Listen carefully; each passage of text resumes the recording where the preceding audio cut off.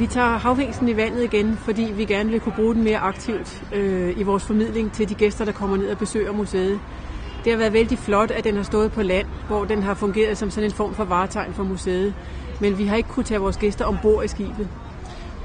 Havhingsten bliver aldrig et skib, som vi kommer til at bruge til sejlads med betalende gæster. Det kan vi ikke få den godkendt til.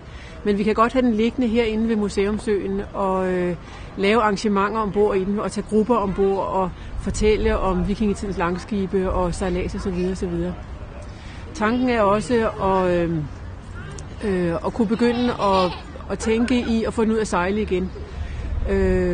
Nu har vi jo rundet det her store projekt af, hvor vi skulle sejle den til Irland og have den tilbage til Roskilde. Og det, der er tanken nu, det er mere at bruge den som et varetegn for hele museet. Og måske næste år, hvor vi har 50-års jubilæum for udgravningen af vores 5 vikingeskibe, som står inde i Vikingeskibshallen, så sendte den ud på en rundtur i Danmark for at bruge den som et varetegn for museet og for at gøre opmærksom på det fantastisk dejlige museum, vi har her i Roskilde.